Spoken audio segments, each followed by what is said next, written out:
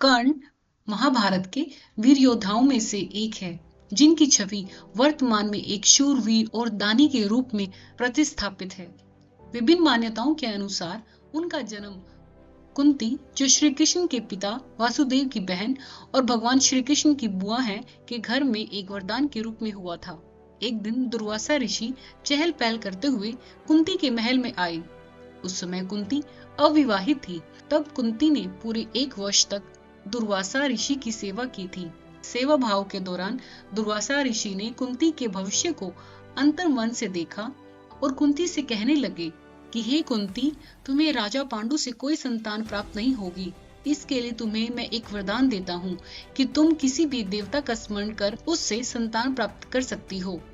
इतना कहने के बाद दुर्वासा ऋषि वहां से चले गए। तभी उत्सुकता पूर्वक कुंती ने सूर्य देव का ध्यान लगाना शुरू कर दिया। वह प्रतिदिन सूर्य देव की पूजा अर्चना करने लगी।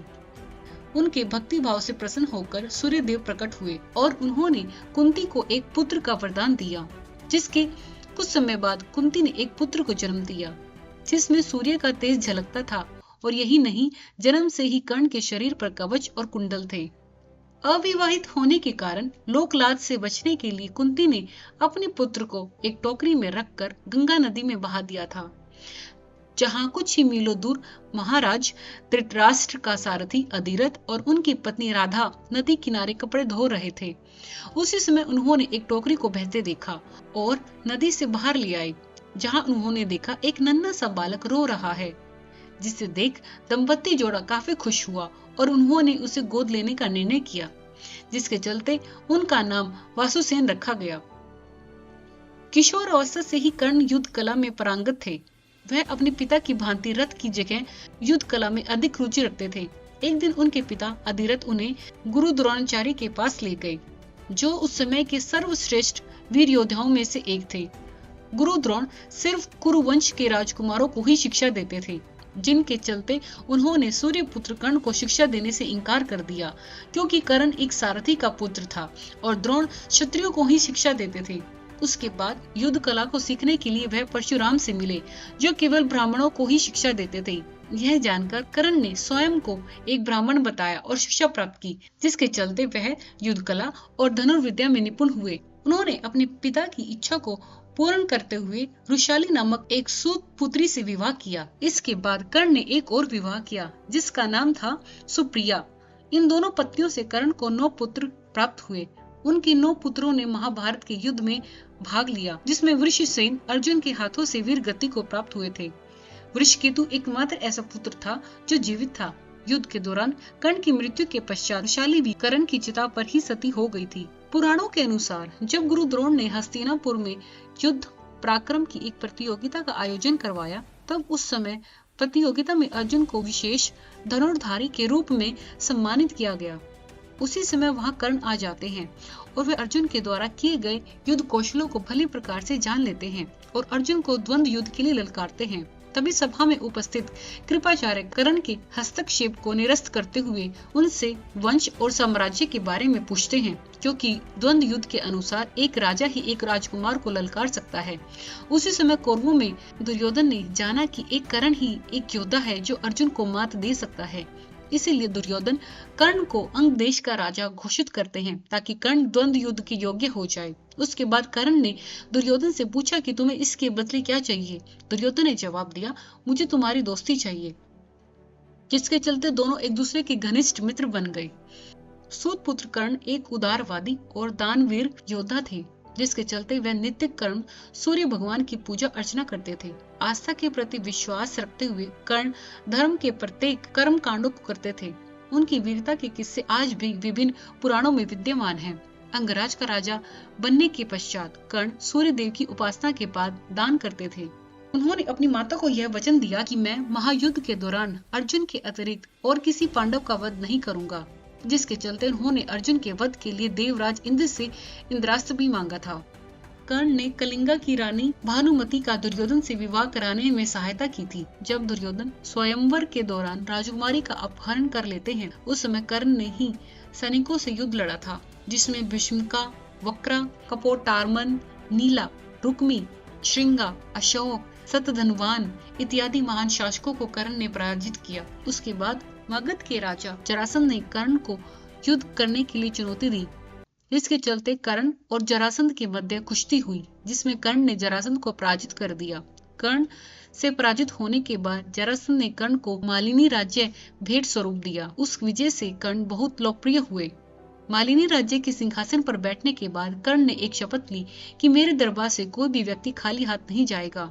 कर्ण की पांडवों के साथ शत्रुता। वह कभी भी शकुनी के द्वारा नियोजित छल कपट की नीति से पांडवों को हराने के पक्ष में नहीं थे, जिसके चलते वह सदा ही युद्ध के पक्ष में थे।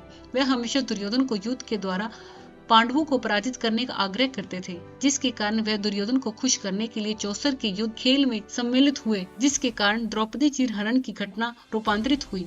उसके बाद भीम ने यह प्रतिज्ञा ली कि वह अकेले ही युद्ध में दुर्योधन और उसके सभी भाइयों का वध करेगा। तभी अर्जुन ने कर्ण का वध करने की प्रतिज्ञा ली थी। कर्ण का द्रौपदी के साथ प्रेम संबंध। विभिन्न पुराणों के अनुसार महाभारत से संबंधित कई लोकप्रिय कथाएं भी मिलती हैं, जिसमें से एक है जाम्बुल अध्याय, जिसमें द्रौपदी अपने राज का खुलासा करती हैं। द्रौपदी 5 पांडवों की पत्नी थी, लेकिन वह अपने 5 पतियों को प्यार नहीं करती थी। वह सबसे ज्यादा अर्जुन को प्यार करती थी, लेकिन दूसरी तरफ अर्जुन द्रौपदी को प्यार नहीं करते थे, क्योंकि वह कृष्ण की बहन सुभद्रा से प्यार करते थे। एक प्रचलित कथा के अनुसार जब पांडवों को निर्वासन का दुख भोगना पड़ा, उस समय 12वें वर्ष के समय द्रौपदी ने एक पेड़ पर पके हुए जामुन का गुच्छा लटकते हुए देखा और उसे तोड़ लिया। जैसे ही द्रौपदी ने गुच्छे को तोड़ा, तभी वहां भगवान कृष्ण पहुंच गए। श्री कृष्ण ने बताया कि इस फल के सेवन से एक साधु अपने 12 साल का उपवास तोड़ने वाला था, क्योंकि अब यह फल तुमने तोड़ लिया है, जिससे पांडव उस साधु के प्रकोप का शिकार होंगे। यह सुनकर पांडवों ने श्री कृष्ण से सहायता मांगी। इतना कहने पर भगवान श्री कृष्ण ने पांडवों से कहा कि इसके लिए सभी को पेड़ के नीचे आकर केवल सत्य वचन ही बोलने होंगे, तभी फल अपने स्थान पर दोबारा लग सकता है। इतना कहने पर श्री कृष्ण ने फल को पेड़ के नीचे रख दिया और बारी बारी सभी को बुलाया। सबसे पहले श्री कृष्ण ने युधिष्ठिर को बुलाया। युधिष्ठिर सत्य बोलते हुए कहते हैं कि दुनिया में सत्य, ईमानदारी, सहिष्णुता का प्रसार होना चाहिए, जबकि बेईमानी और दुष्टता का सर्वनाश होना चाहिए। यही नहीं, युधिष्ठिर ने पांडवों के साथ घटित अवांछनीय घटनाओं के लिए द्रौपदी को दोषी ठहराया। युधिष्ठिर के सत्य वचन कहने के बाद फल जमीन से 2 फीट ऊपर आ गया। उसके बाद भीम को बोलने के लिए कहा गया और श्री कृष्ण के द्वारा चेतावनी दी गई कि अगर तुमने झूठ बोला तो फल जल कर राख हो जाएगा। तभी भीम ने सभी के समक्ष सत्यता को स्वीकार करते हुए कहा कि खाना, युद्ध, नींद और यौन इच्छा के प्रति वह कभी भी कम आसक्ति नहीं होती। वह धृतराष्ट्र के सभी पुत्रों को मार देने की प्रतिज्ञा लेते हैं और साथ ही वह उनके वज्र का अपमान करने वाले व्यक्ति को मृत्यु के घाट उतार देने की भी प्रतिज्ञा लेते हैं। इसके बाद फल 2 फीट और ऊपर चला जाता है। अब अर्जुन की बारी थी।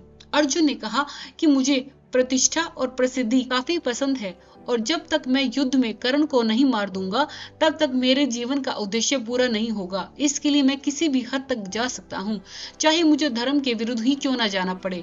इतना कहने पर फल थोड़ा और ऊंचा हो जाता है। अर्जुन के बाद नकुल और सहदेव ने भी कोई रहस्य नहीं छुपाया। अंत में द्रौपदी की बारी आई। द्रौपदी ने सत्य बताते हुए कहा, मैं अपने 5 पतियों की ज्ञानेंद्री यानी कि आँख, कान, नाक, मुंह और शरीर हूँ, लेकिन मैं उन सभी के दुर्भाग्य का कारण हूँ और बिना सोच विचार कर किए गए अपने कार्यों के लिए पछता रही हूँ। लेकिन द्रौपदी के यह सब बोलने के बाद भी फल ऊपर नहीं गया। तब श्री कृष्ण ने कहा कि द्रौपदी, क्या तुम कोई रहस्य छुपा रही हो?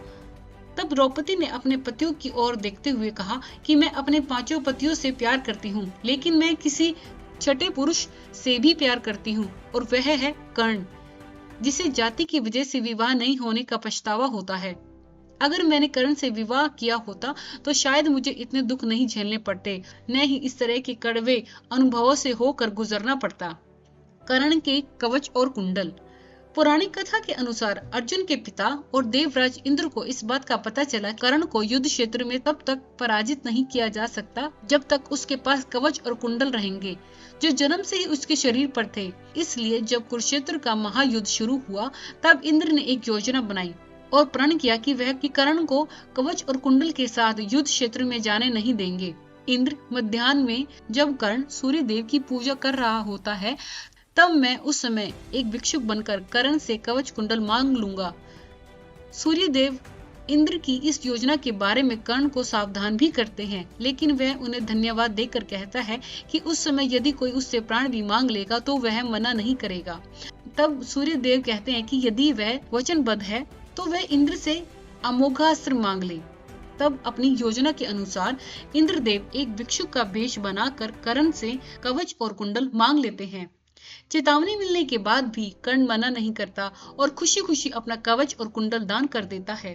तब कर्ण की इस दान प्रियता पर प्रसन्न होकर वह उसे कुछ मांगने के लिए कहते हैं, लेकिन कर्ण यह कहते हैं कि दान देने के बाद कुछ मांग लेना दान की गरिमा के विरुद्ध है और वो मना कर देते हैं। इतना सुनने के बाद इंद्र कर्ण को अपना शक्तिशाली अस्त्र वासवी प्रदान करते हैं, जिसका प्रयोग केवल एक बार ही किया जा सकता था। इसके बाद कर्ण का एक और नाम वैकर्तन पड़ा। कर्ण की मृत्यु युद्ध के दौरान जब कर्ण के रथ का एक पहिया धरती में फंस जाता है, तब वह अपने दैवी अस्त्रों के प्रयोग के बारे में असमर्थ हो जाता है, जैसा कि उसके गुरु परशुराम का श्राप था। उस समय कर्ण अपने रथ के पहियों को निकालने के लिए नीचे उतरते हैं और अर्जुन से आग्रह करते हैं कि वह युद्ध के नियमों का पालन करते हुए कुछ देर के लिए अपने बाण चलाना बंद कर दें। तभी श्री कृष्ण ने अर्जुन से कहा कि कर्ण को कोई अधिकार नहीं है कि वह अब युद्ध के नियमों और धर्म की बात करें, क्योंकि अभिमन्यु के वध के समय कर्ण ने भी किसी भी युद्ध के नियम और धर्म का पालन नहीं किया था। तब कहा गया था कर्ण का धर्म जब उसने दिव्य जन्मा द्रौपदी को पूरी कुरु राजसभा के समक्ष वेश्या कहा था। इतना सुनकर अर्जुन ने कहा कि कर्ण अभी भी असहाय है, इसीलिए वह बाण नहीं चलाएगा। तभी श्री कृष्ण ने अर्जुन से कहा, इस निर्णायक मोड़ पर अभी कर्ण को नहीं मारा गया तो संभवतः पांडव उसे कभी भी मार नहीं सकेंगे और यह युद्ध कभी भी नहीं जीता जा सकेगा। तब अर्जुन ने एक दिव्य अस्त्र का प्रयोग करते हुए कर्ण का सिर धड़ से अलग कर दिया। कर्ण के शरीर के भूमि पर गिरने के बाद एक ज्योति कर्ण के शरीर से निकली और सूर्य में समाहित हो गई। दोस्तों, आपको ये कहानी कैसी लगी? अगर अच्छी लगी हो तो इसे ज्यादा से ज्यादा लाइक और शेयर करें। ऐसी वीडियो को देखने के लिए हमारे चैनल को अभी सब्सक्राइब करें। मिलते हैं एक ऐसी वीडियो के साथ, तब तक के लिए धन्यवाद।